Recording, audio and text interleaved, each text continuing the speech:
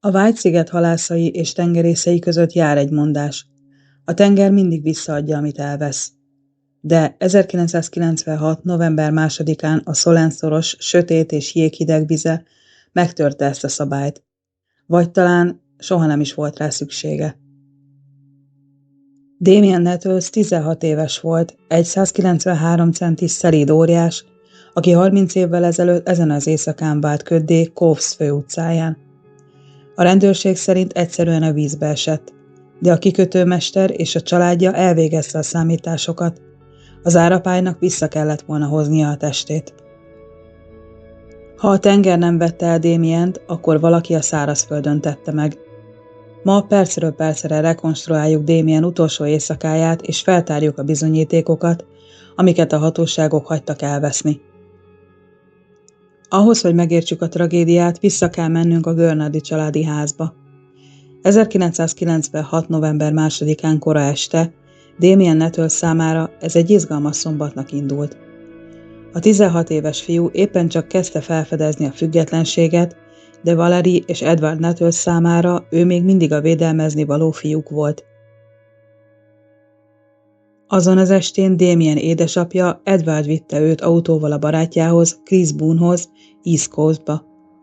A terv egyszerű volt, egy Halloween utáni házi buli, zene, barátok.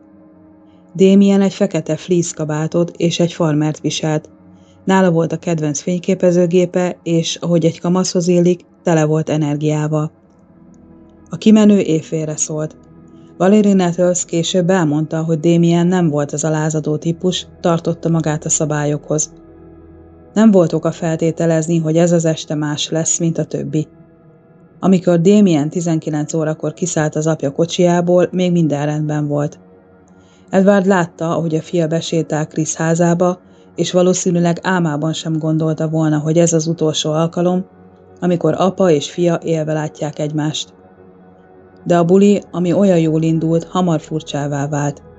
Mire a fiúk 21:15-kor elhagyták a partit, Damien már nem az a fiú volt, aki elindult otthonról. Valami történt abban a pár órában, ami elindította őt a visszafordíthatatlan lejtőn.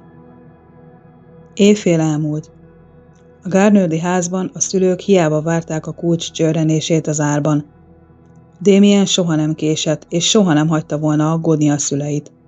Ahogy a hajnal lassan rákúszott a Solenti szorosra, a kezdeti bosszúságot jeges rémület váltotta fel. Vasárnap reggel a szülők azonnal a rendőrséghez fordultak, de ott falakba ütköztek. A hatóságok az órát nézték, nem az eltűnt fiú életét. Biztosan csak egy lány után ment, vagy kicsit tovább maradt a barátainál, mondták. A rendőrség nem indított keresést, nem zárták le a kikötőt, és ami a legfontosabb, nem mentek végig a High Streeten, hogy begyűjtsék a térfigyelő kamerák felvételeit. Napok teltek el, és a Nettles család érezte, hogy az idő a legnagyobb ellenségük. Ekkor lépett be a képbe egy ember, aki nem tudta tétlenül nézni a szülők káváriáját. Sokan úgy tudják, a rendőrség találta meg az utolsó felvételeket. Az igazság sokkal dühítőbb. Dr. Coral Lawrence, egy helyi tanácsos és aggódó apa volt az, aki végig sétált a boltokon és kérdezősködni kezdett. Ő volt az, aki a Yorkies sült krumplis boltosától elkérte a biztonsági kamera kazettáját. A felvételen egy kiábrándult, zavart fiú látszik. Damien alig érti, mit kérdeznek tőle, végül a pultos unszolására vesz egy zacskó chipset. De van valami más is a képeken. 5 férfi, akik barátságosan beszélgetnek vele. Mit tett a rendőrség? Ők csak évekkel később egy belső vizsgálat után hallgatták ki őket. Kiderült, katonák voltak. Emberek, akiknek fontos információik lehettek volna, ha a hatóságok nem várnak éveket az azonosításukkal. És a kazetta? Az a kazetta, amin talán az igazság volt. A rendőrség elveszítette.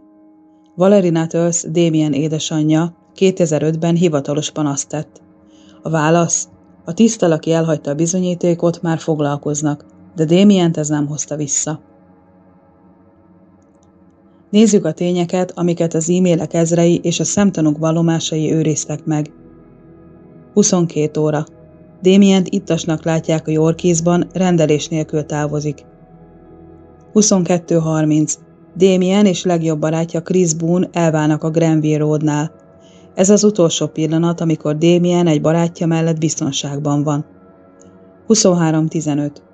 Egy szemtanú látja, amint Damien megpróbál beszállni egy kék Ford Fiestába a Harbour Lights kocsma előtt. Miért? Ismerte a sofőrt, vagy menekült valaki elől? 23:52. Egy bizarr találkozás a buszsofőrrel. Damien felszáll a buszra, elővesz egy fényképezőgépet, megpróbál fotózni, de a gép nem sül el. Köszön és leszáll. Hol van most ez a fényképezőgép? 23:59. Az utolsó szavak. Damien egy autóhoz lép, és azt mondja a benne ülőknek: figyelnek minket. Majd elsétál a sötétbe. 7 perccel később a kamerák még egyszer utoljára rögzítik az alakját a High Streeten. Azóta csend. De ha Damien nem a tengerbe veszett, hová tűnhetett? Ahogy teltek az évek, a White-sziget némasága repedezni kezdett, és egy név újra és újra felmerült a suttogásokban. Nicky McNamara. McNamara nem egy átlagos bűnöző volt, ő irányította Coles árnyékvilágát és az illegális áruk terítését. A BBC nyomozása és a helyi informátorok szerint Damien azon az éjszakán akaratán kívül sétált bele egy olyan csapdába, amiből nem volt kiút.